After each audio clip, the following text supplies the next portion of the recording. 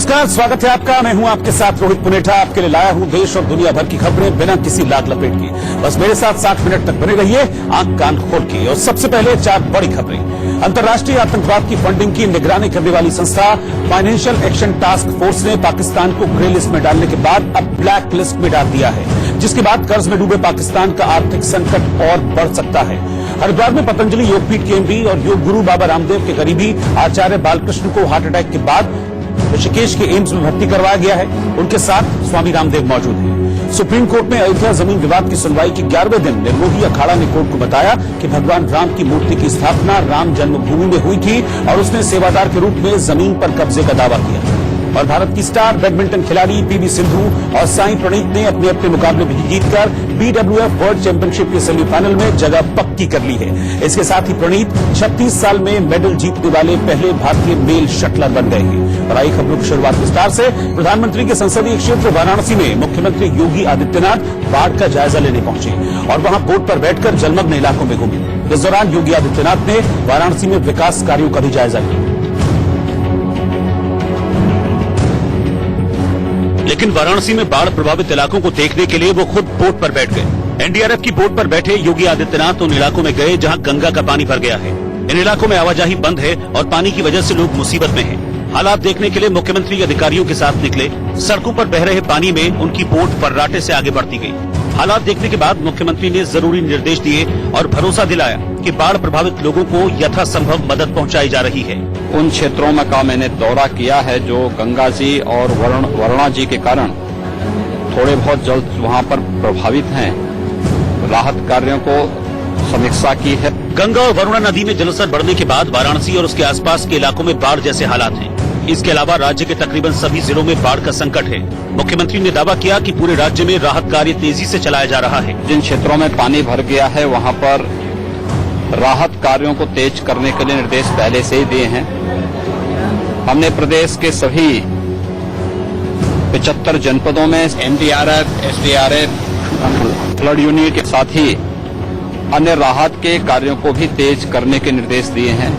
राहत सामग्री हर जगह उपलब्ध है। पर्याप्त मात्रा में नौकाएं हमारे पास मौजूद हैं। इससे पहले योगी आदित्यनाथ ने वाराणसी में दूसरे विकास कार्यों का भी जायजा लिया। साथ ही मंदिर में पूजा अर्चना भी की। सीएम योगी ने दावा किया कि प्रधानमंत्री के संसदीय क्षेत्र में विकास कार्य तेजी से किए जा रहे हैं और इसकी वजह से वाराणसी की सूरत बदल रही है। देश में आर्थिक मंदी के हालातों को सुधारने के लिए पीएम मोदी ने टैक्स सुधारों का उनकी सरकार ने ऐलान किया। इसके साथ ही वित्त मंत्री निर्मला सीतारमण ने आज कई घोषणाएं की। उन्होंने बताया कि देश में कैश फ्लो को बढ़ाने के लिए 5 लाख करोड़ रुपए सरकार बैंकों को देगी। इसके अलावा निवेश को बढ़ाने के लिए लॉन्ग टर्म और शॉर्ट टर्म कैपिटल गेन पर टैक्स सरचार्ज को वापस लेने की उन्होंने घोषणा की। साथ ही विदेशी संस्थागत निवेशकों यानी एफपीआई पर भी अतिरिक्त सरचार्ज को वापस लिया जाएगा। बजट से पहले एफपीआई पर 15% तक सरचार्ज लगता था, जिसे बजट में 25% कर दिया गया था। सीतारमण ने कहा कि कॉर्पोरेट सोशल रिस्पांसिबिलिटी के उल्लंघन को उन्होंने क्रिमिनल केस न बनाने की बात कही। उन्होंने कहा कि इस पर सिर्फ जुर्माना ही लगाया जाएगा। स्टार्टअप्स पर लगने वाले एंजल टैक्स की वापसी का भी फैसला लिया गया है। इसके साथ ही बैंकों के लिए 70,000 करोड़ रुपए का पैकेज रिलीज करने का ऐलान किया गया। सरकार की ओर से आर्थिक सुधारों का जिक्र करते हुए वित्त मंत्री ने कहा कि जीएसटी में जो खामियां हैं उसे दूर करेंगे। बैंकों से लोन लेने वाले ग्राहकों को राहत देते हुए वित्त मंत्री ने कहा कि लोन क्लोजर के 15 दिनों के भीतर सिक्योरिटी के लिए जमा दस्तावेज ग्राहकों को वापस करने होंगे। ऑटो सेक्टर के लिए भी बड़े ऐलान करते हुए वित्त मंत्री ने कहा कि मार्च 2020 तक खरीदे जाने वाले BS4 इंजन वाले व्हीकल्स को चलाने में कोई भी दिक्कत नहीं होगी। ग्लोबल इकोनॉमी के बारे में बात करते हुए निर्मला सीतारमण ने कहा कि ग्लोबल जीडीपी 3.2% रहने का अनुमान है। ग्लोबल डिमांड कम है। निर्मला सीतारमण ने कहा कि चीन और अमेरिका समेत तमाम देशों के मुकाबले भारत की जीडीपी ग्रोथ ज्यादा है। Global situation is very clear, and the current projected global GDP growth is of about 3.2%, and probably is going to be even revised downwards. Moreover, not just one, many organizations have come out repeatedly to say the global demand is going to be very weak. So that's one broad picture. The lines there show you very clearly what is the growth globally and where India stands in that. You can see the yellow line which stands for India is still very much high above. The United States and Germany have seen inversion of yield curves, which points to slowdown in growth of consumption in these countries also. So it's not a story just of the emerging economies, but even global advanced economies are facing this. The growth rate still in comparison to many of these countries high, and if anything, even compared to China and the United States, our growth rate is higher than everybody else. So let's just keep that at the back of our mind. दक्षिण America के Brazil में मौजूद दुनिया के सबसे बड़े जंगल Amazon में लगी आग बुझने का नाम नहीं ले रही है। पूरी दुनिया से लोग सोशल साइट्स पर वहां की फोटो और वीडियो शेयर कर रहे हैं, साथ ही जीव जंतुओं के लिए दुआ करने में जुटे हैं। लेकिन अमेजोन के जंगलों में जो आग लगी है, उससे तबाही का मंजर और भयावह होता जा रहा है। आग की धुंध से ब्राजील के साओ पाउलो शहर के आसपास दिन में अंधेरा छा गया। अमेजोन और रोनानिया के जंगलों में लगी आग से निकलने वाली तेज और गर्म हवाओं ने 2700 किलोमीटर क्षेत्र को प्रभावित किया है। हालत यह है कि कई शहर धुंध में ढके हुए हैं और लोगों को सांस लेने में परेशानी हो रही है। इससे वहां प्रदूषण का स्तर खतरनाक स्तर पर पहुंच गया है, जिसके बाद सैकड़ों लोग सड़कों पर उतरे और ब्राजील की सरकार के साथ अंतर्राष्ट्रीय संस्थाओं से अमेजोन के जंगलों को बचाने की अपील करने लगी।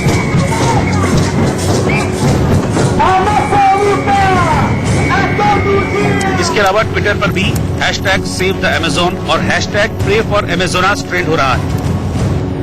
इस बीच सैटेलाइट से ली गई फोटो से पता चला कि आग ब्राजील के अमेजन, रोंडोनिया, पारा और माटे ग्रासो स्टेट के जंगलों में लगी है। सबसे ज्यादा प्रभावित अमेजन हुआ है। इसका असर ब्राजील और पड़ोसी देशों पर भी पड़ा है। पिछले साल ही अमेजन के जंगलों में आग लगने की घटनाओं में 83% का इजाफा हुआ है। इस साल की शुरुआत से अब तक अमेजन के जंगलों में 73,000 से ज्यादा बार आग लगी है। अमेजन के जंगलों को दुनिया का फेफड़ा कहा जाता है। ये जंगल पूरी दुनिया में मौजूद ऑक्सीजन का 20% हिस्सा उत्सर्जित करते हैं। इस बीच 3 हफ्ते से लगी अमेजन की आग न बुझने पर ब्राजील के राष्ट्रपति जैर बोल्सोनारो को आलोचना का शिकार होना पड़ा। लोग सोशल मीडिया पर उन्हें कैप्टन नीरो कह रहे हैं। कैप्टन नीरो का टैग रोम के राजा से नीरो से आया, जो रोम के जलने के दौरान बांसुरी बजा रहा था। इसके अलावा बोल्सोनारो सेना में कैप्टन रह चुके हैं।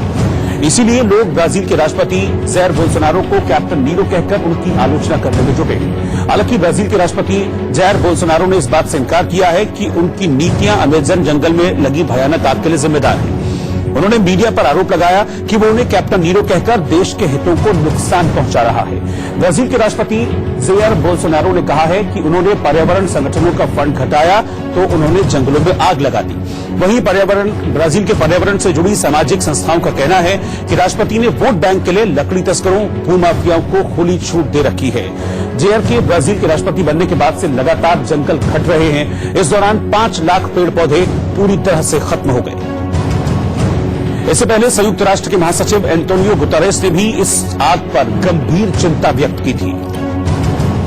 गाजियाबाद में 24 घंटे में 6 एनकाउंटर हुए, जिनमें 6 बदमाश गिरफ्तार किए गए।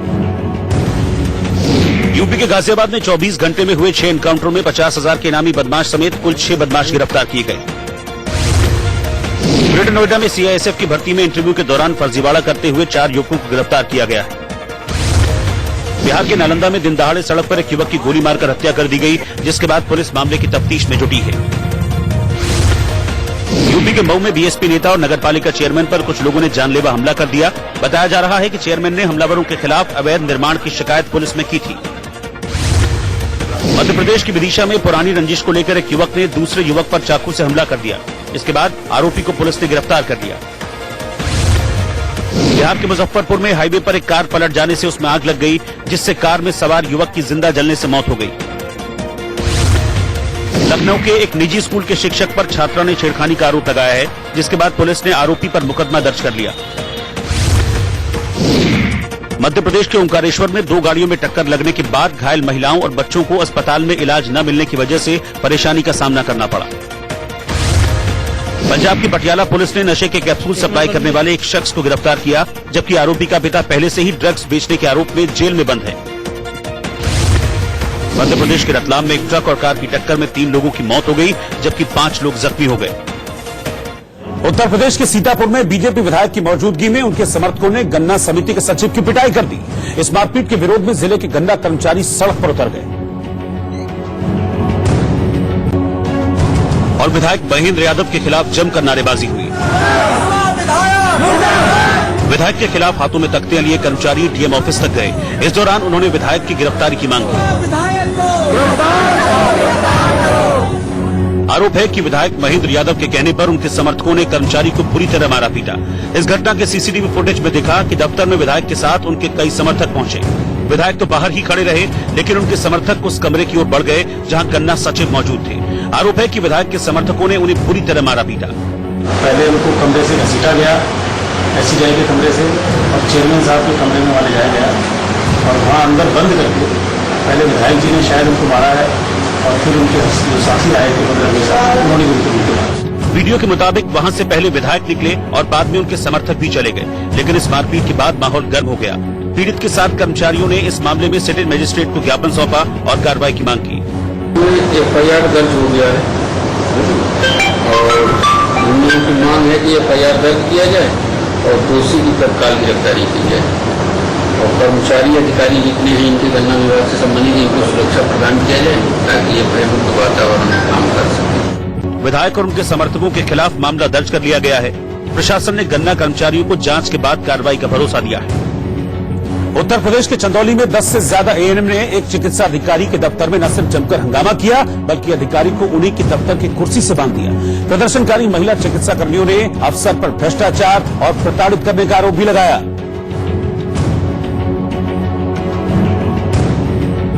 और चंदौली की चकिया प्राथमिक स्वास्थ्य केंद्र पहुंचकर चिकित्सा अधिकारी डॉक्टर सुजीत सिंह को बंधक बना लिया।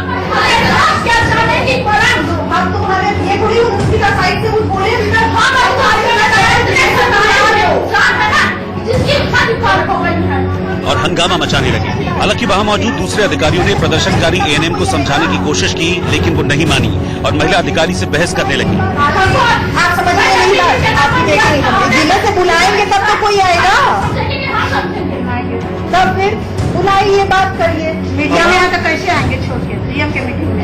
प्रदर्शनकारी एएनएम का आरोप है कि हाजिरी के लिए चिकित्सा अधिकारी डॉक्टर सुजीत सिंह घूस मांगते हैं। इससे अजिज आकर उन्होंने ये कदम उठाया है। इस दौरान प्रदर्शनकारी एएनएम लगभग 4 घंटे तक इसी तरह चिकित्सा अधिकारी डॉक्टर सुजीत सिंह को घेरकर सीएमओ को बुलाने की मांग पर अड़ी रही। वहीं बंधक बनाए गए डॉक्टर सुजीत सिंह का दावा है पिछले दिनों एक औचक निरीक्षण के दौरान 6 एएनएम गायब पाई गई, जिसके बाद विभागीय कार्रवाई से बचने के लिए वो दबाव बनाने में जुटी है। हालांकि हंगामे की जानकारी मिलने के बाद मौके पर पहुंची पुलिस ने कुर्सी से बंधे चिकित्सा अधिकारी को मुक्त कराया। मध्य प्रदेश के पूर्व मुख्यमंत्री शिवराज सिंह चौहान ने मॉब लिंचिंग पर सोनिया गांधी पर पलटवार किया है। शिवराज सिंह चौहान ने पूछा कि हजारों सिख भाई बहनों का कत्लेआम किसने किया था, उस समय किस पार्टी के नेता मॉब लिंचिंग के लिए निकले थे। हजारों हजार सिख भाई और बहनों का कत्लेआम कौन ने किया? तब किसके हाथ में सत्ता की बागडोर थी? तब किस पार्टी के कार्यकर्ता मॉब लिंचिंग के लिए निकले थे? जिंदा जला दिया था जिंदा लोगों। मध्य प्रदेश में भी जिंदे जलाए गए हमारे सिख भाई और बहन। ये आतंक की पराकाष्ठा नहीं थी तो क्या थी? इंदौर में जन्माष्टमी पर आरएसएस के स्वयंसेवकों का बांसुरी वादन हुआ। इंदौर में जन्माष्टमी के मौके पर आरएसएस ने खास कार्यक्रम आयोजित किया, जिसमें स्वयंसेवक बांसुरी बजाते हुए सड़क पर निकले और फिर गोपाल मंदिर के सामने पहुंचकर शानदार बांसुरी वादन किया।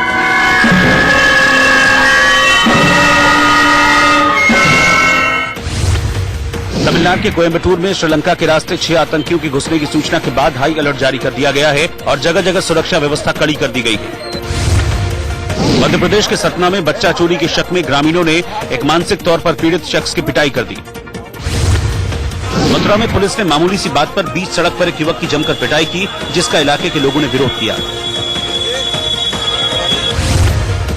मध्य प्रदेश के कटनी में एक आंगनबाड़ी कर्मचारी की मौत के बाद साथी महिला कर्मचारियों ने शव को कांधा दिया। राजस्थान के जैसलमेर में एक स्कूल के शिक्षक पर 5वीं क्लास के बच्चे की पिटाई के बाद शौचालय साफ कराने का आरोप लगा। जन्माष्टमी के मौके पर गुजरात के द्वारका मंदिर को बड़े ही सुंदर तरीके से सजाया गया है। यूपी के बलिया में परीक्षा में नकल पर सख्ती करते हुए शिक्षा अधिकारी के खिलाफ डीएम ने FIR दर्ज करवाई। इंडोनेशिया में पापुआ के छात्रों ने अपने खिलाफ नस्लभेदी भेदभाव का आरोप लगाते हुए आर्मी हेडक्वार्टर दूर प्राथमिक विद्यालय में बनी रोटी में खाने के नाम पर सिर्फ यही बनता है और जमीन पर बैठे छात्रों को बड़ी थाली में परोसे गए मिड डे मील में खाने के लिए रोटी के साथ सब्जी की जगह नमक दिया गया है, जिसके बाद सभी बच्चों ने रोटी को नमक से लगाकर खाया। रोटी और नमक खाने वाले छात्रों से जब बात की गई तो उन्होंने सरकार की मिड डे मील योजना की पोल खोल दी। और एक दिन नीमक भात खाई। अच्छा, और आज क्या खाई हो? आज नीमक खाई। क्या किस क्लास पढ़ती हो? 5 में। स्कूल में करीब 100 बच्चे पढ़ते हैं और छात्रों का दावा है कि मिड डे मील के नाम पर उन्हें कभी नमक के साथ रोटी या फिर चावल ही नसीब होता है। वहीं बच्चों के अभिभावकों ने भी आरोप लगाया कि स्कूल में खाने का सामान बच्चों तक पहुंचने से पहले ही गायब हो जाता है। यहाँ पर सही समय से भोजन नहीं मिल पाता। कहियो नीमक रोटी मिलत बा, कहियो चावल नीमक मिलत बा। दूध आई तो 10 लीटर बटी, 10 लीटर न बटी।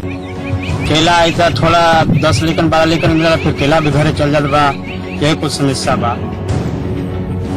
ऐसे में मिर्जापुर के सरकारी स्कूल में बच्चों की नमक रोटी परोसे जाने का वीडियो वायरल होने के बाद प्रशासन में हड़कंप मच गया और डीएम ने मामले की जांच करते हुए तुरंत कार्रवाई की।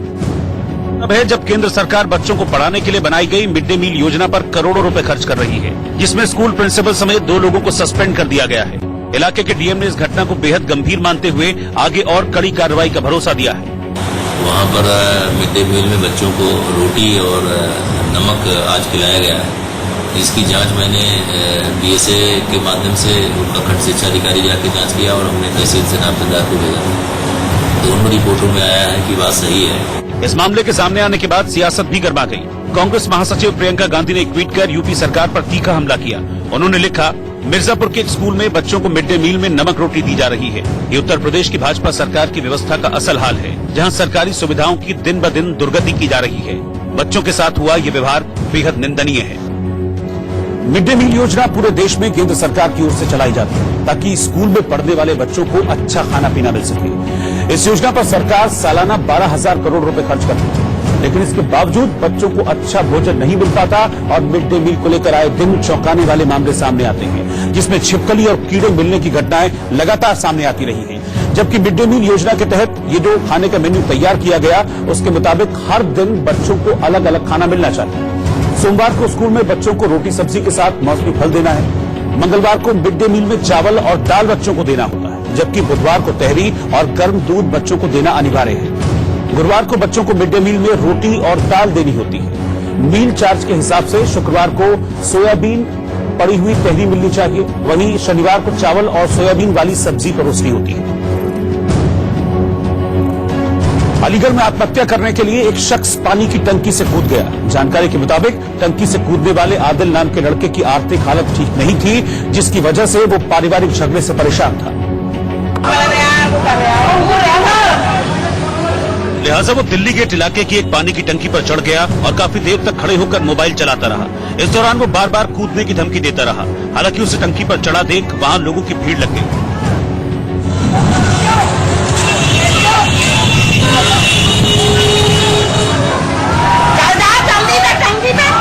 इस बीच मौके पर मौजूद कुछ लोग वीडियो बनाते रहे। इन लोगों ने पुलिस को भी नंबर लगाया, लेकिन 100 नंबर पर कॉल नहीं लगी। अरे नहीं लग रहा 100 नंबर पर फोन। इस बीच वहां मौजूद लोगों ने लड़के से नीचे उतरने की कई बार अपील की, लेकिन लड़का नहीं माना और पानी की टंकी से लटक गया। जब तक लोग टंकी पर चढ़कर उसे रोकने की कोशिश करते, तब तक उसने खुदकुशी की नीयत से छलांग लगा दी। हालांकि इतनी ऊंचाई से कूदने के बाद भी आदिल की जान तो बच गई, लेकिन गंभीर चोट की वजह से उसे अस्पताल में भर्ती करवाया गया। इस बीच अस्पताल पहुंचे उसके परिजन काफी परेशान दिखे। क्या हुआ था, क्या किया? टेंशन में था, क्यों?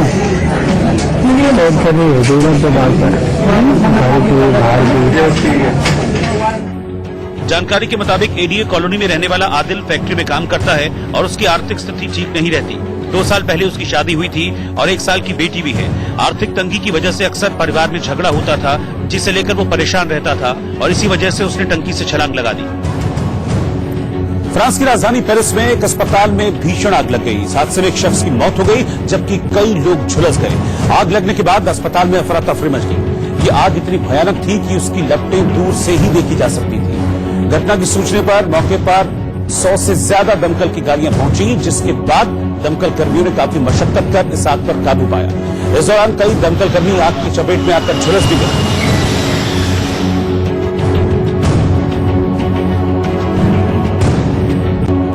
और आग कान खोल के मैं अभी वक्त हो गया एक छोटे से ब्रेक का। ब्रेक के बाद हम आपको दिखाएंगे कि कैसे भारतीय समुदाय के लोगों को संबोधित करते हुए प्रधानमंत्री मोदी ने धारा 370 के मामले में कांग्रेस पर तीखा हमला बोला। दिलचस्प बात यह रही कि प्रधानमंत्री ने एक बार भी 370 का जिक्र नहीं किया, लेकिन इशारे में ही उन्होंने कश्मीर से विशेष राज्य का अस्थायी दर्जा हटाने का जिक्र किया। हिंदुस्तान में टेम्पररी के लिए व्यवस्था नहीं है।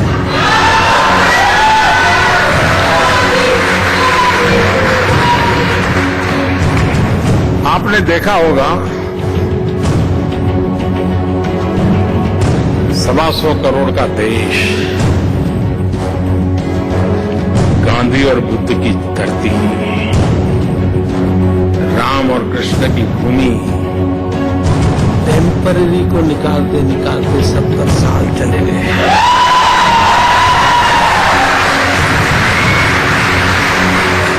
लगे हाथ पीएम ने 370 हटा कृष्ण की भूमि, टेम्पररी को निकालते निकालते 70 साल चले गए।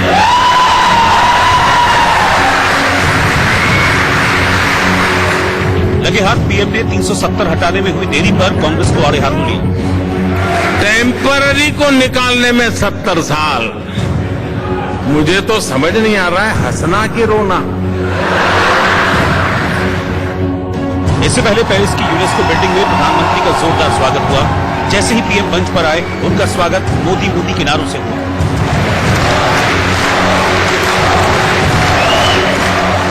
हाथ में तिरंगा लिए भारतीय समुदाय के लोगों ने खड़े होकर पीएम को सम्मान दिया।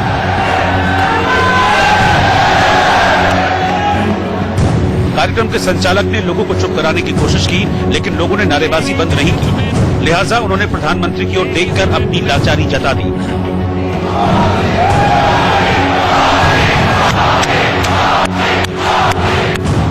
इसके बाद पीएम मोदी भी मुस्कुरा उठे।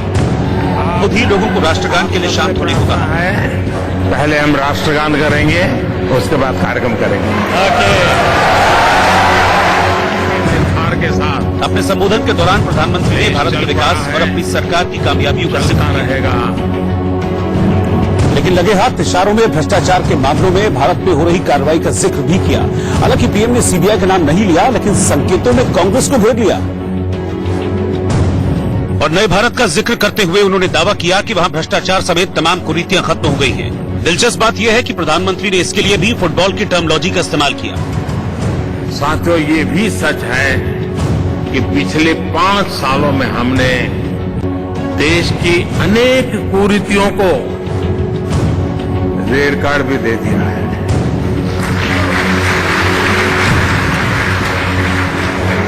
आज नए भारत में भ्रष्टाचार चुप हो गए।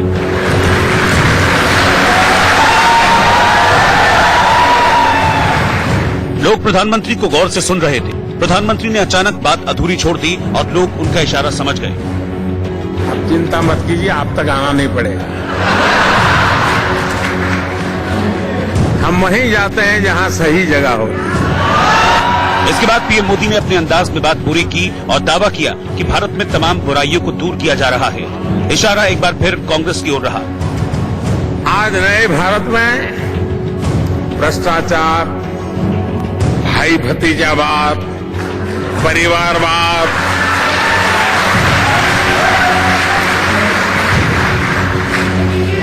जनता के पैसे की लूट, आतंकवाद,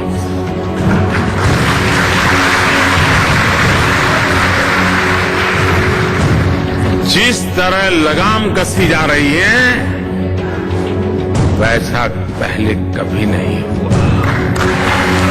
इसके साथ ही प्रधानमंत्री ने कई बड़े फैसलों के साथ नई सरकार बनने के बाद दर्ज की गई उपलब्धियों के बारे में भी बताया।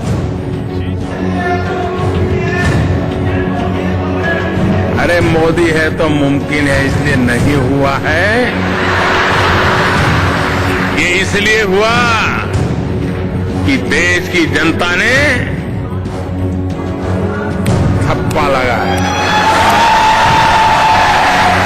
पेरिस में यूनेस्को की बिल्डिंग में जुटे भारतीय लोगों ने प्रधानमंत्री के भाषण पर लगातार तालियां बजाईं और वहां लगातार नारेबाजी होती रही। नई सरकार बनने के बाद प्रधानमंत्री मोदी की ये पहली फ्रांस यात्रा है। पेरिस में भारतीयों को संबोधित करते हुए प्रधानमंत्री ने ऐलान किया कि भारत विकास के नए रास्ते पर चल पड़ा है और साथ ही उन्होंने याद दिलाया कि करीब 4 साल पहले भारत के विकास को लेकर फ्रांस में जो वादा उन्होंने किया था उस पर काम किया जा रहा है।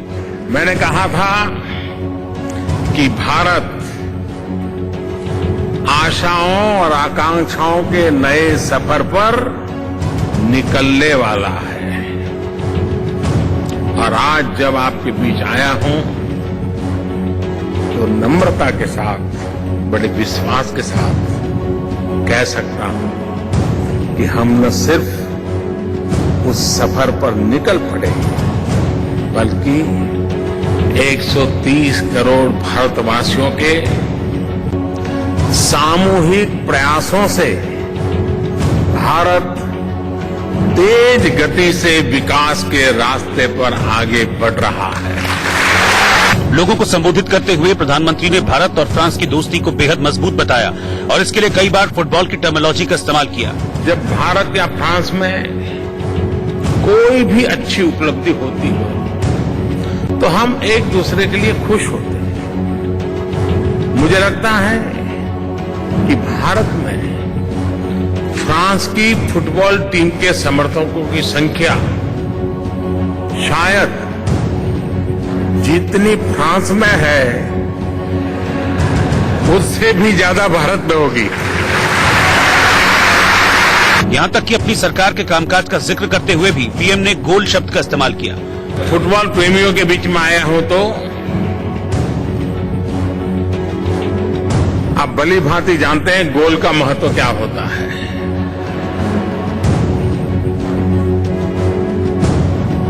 और इसलिए अल्टीमेट अचीव करना है तो गोल ही करना होता है। हमने पिछले 5 सालों में कुछ ऐसे गोल रखे हैं जो पहले नामुमकिन माने जाते थे। और भारत के साथ फ्रांस की दोस्ती को बयान करने के लिए उन्होंने इंफ्रा शब्द का इस्तेमाल किया। मेरा इंफ्रा का मतलब है IN इंडिया के लिए, FRA फ्रांस के लिए। मोदी के भाषण के दौरान हॉल में लगातार तालियां बजी, मोदी मोदी के नारे लगे और जब दोनों देशों के सांस्कृतिक रिश्तों की अहमियत बताते हुए पीएम ने भगवान राम का जिक्र किया तो उसका जमकर स्वागत हुआ। इन दिनों पेरिस राम में रम गया है।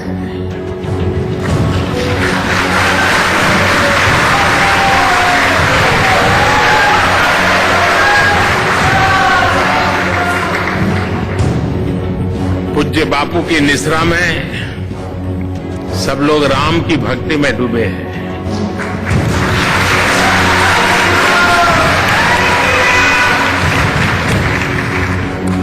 और जो इंद्र के सामने भी कथा का समय नहीं बदलते हैं, आज नरेंद्र के लिए उन्होंने कथा का समय बदल दिया।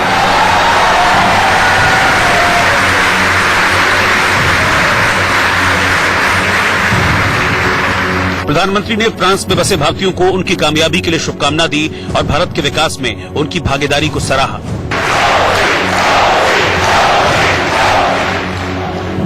और फिलहाल इस वक्त की एक बड़ी खबर आपको बता दें कि राहुल गांधी 9 विपक्षी नेताओं के साथ कल श्रीनगर जा सकते हैं। इस वक्त की बड़ी खबर आपको बता रहे हैं, कहा जा रहा है कि उनका स्थानीय लोगों से मुलाकात करने का भी प्लान है।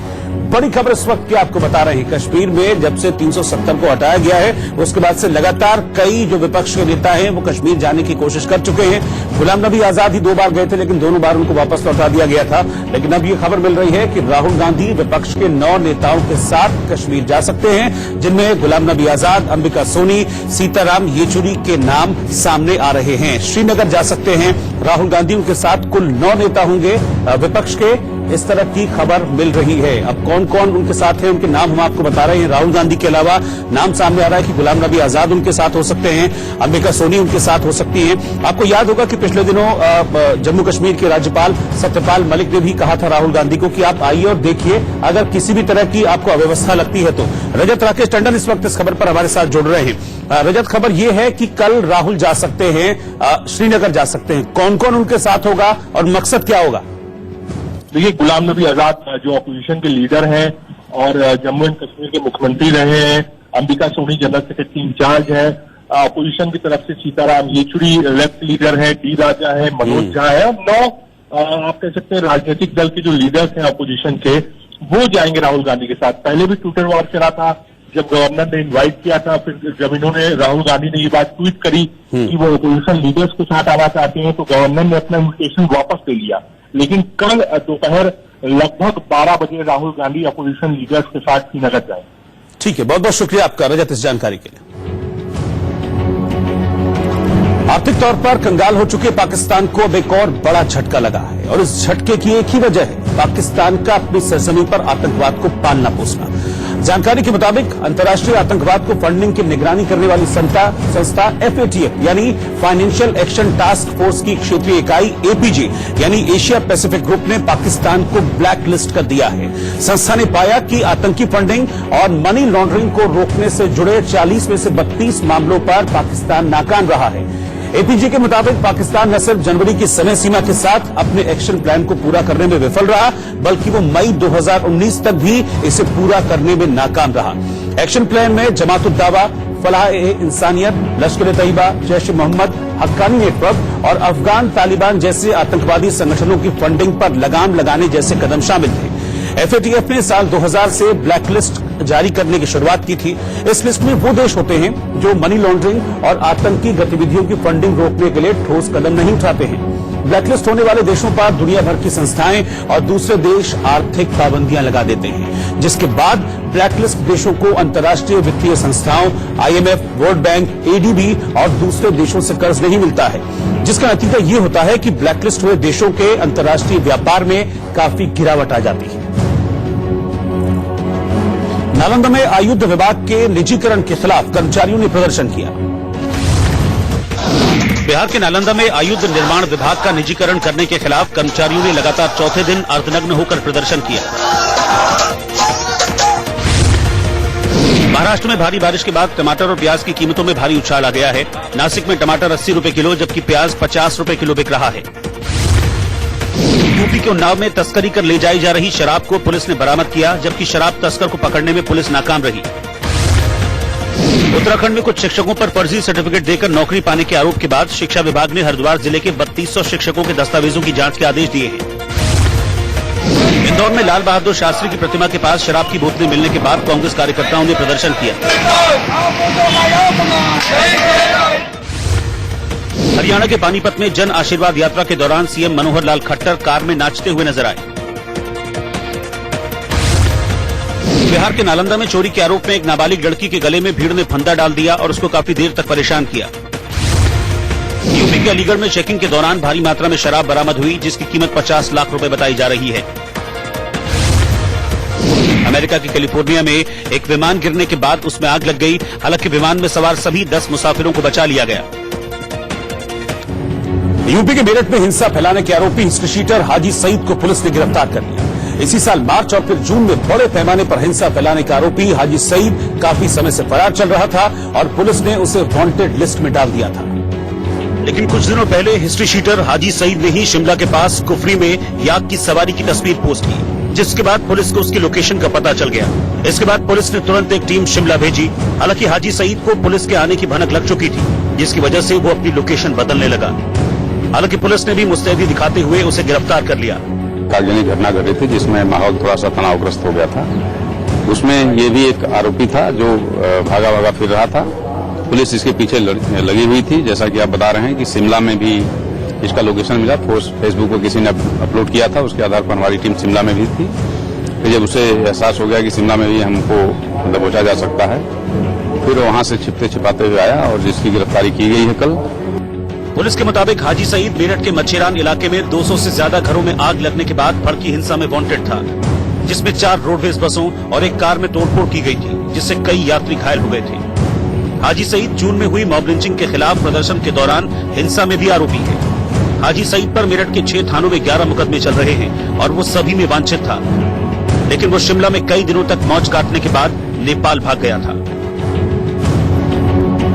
दिल्ली की सभी सीमाओं पर आज आधी रात के बाद जाम के हालात बन सकते हैं। इसकी वजह होंगे वो तमाम कमर्शियल वाहन जिन्होंने सरकार की चेतावनी को नजरअंदाज करते हुए अभी तक RFID यानी रेडियो फ्रीक्वेंसी आइडेंटिफिकेशन टैग नहीं लगवाया है, क्योंकि RFID टैग के बिना आज आधी रात से कमर्शियल वाहनों को दिल्ली की सीमाओं में प्रवेश नहीं मिलेगा।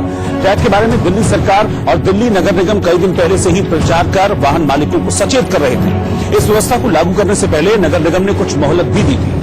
इसके बाद भी अगर वाहनों पर यह टैग नहीं लगा पाया गया तो उन्हें अब किसी भी सूरत में देश की राजधानी में प्रवेश नहीं मिलेगा। टैग इंतजाम के लिए नोडल एजेंसी बनाए गए दक्षिण दिल्ली नगर निगम के मुताबिक अब तक लगभग 2 लाख RFID टैग बिक चुके हैं, लेकिन बिके हुए टैग की संख्या हर रात दिल्ली में एंट्री करने वाले कमर्शियल वाहनों की संख्या से काफी कम है। इसीलिए अब यह तय माना जा रहा है कि दिल्ली की सीमाओं के पास बिना टैग वाले वाहनों की भीड़ बढ़ने वाली है। दिल्ली की सीमाएं उत्तर प्रदेश और हरियाणा से कई जगहों पर लगती हैं। ऐसे में इन सीमाओं पर बिना टैग लगे वाहनों की भीड़ बढ़ने से जाम लगने की पूरी संभावना है।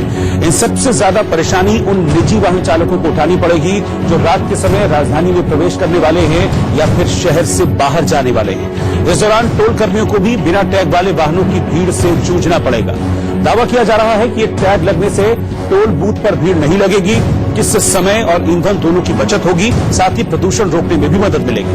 मौजूदा समय में इस दौरान टोल कर्मियों को भी बिना टैग वाले वाहनों की भीड़ से जूझना पड़ेगा। दावा किया जा रहा है कि ये टैग लगने से टोल बूथ पर भीड़ नहीं लगेगी, जिससे समय और ईंधन दोनों की बचत होगी, साथ ही प्रदूषण रोकने में भी मदद मिलेगी। मौजूदा समय में टोल बूथ पर एक वाहन से टोल वसूलने में 3 से 5 मिनट का वक्त लगता है, जबकि टैग लगने से ये वक्त काफी कम हो जाएगा। दिल्ली विधानसभा सत्र से सस्पेंड करने के खिलाफ बीजेपी विधायक सीएम दफ्तर पर धरने पर बैठ गए। दिल्ली विधानसभा की कार्यवाही से सस्पेंड होने के बाद बीजेपी के विधायक विजेंद्र गुप्ता और मनजिंदर सिंह सिरसा ने सीएम केजरीवाल के दफ्तर के सामने प्रदर्शन किया। छत्तीसगढ़ के धमतरी जिले में अस्पताल की बिल्डिंग टूटने के बाद पंचायत भवन में अस्पताल चल रहा है, जिसके कारण लोगों के रोजमर्रा के काम प्रभावित हो रहे हैं।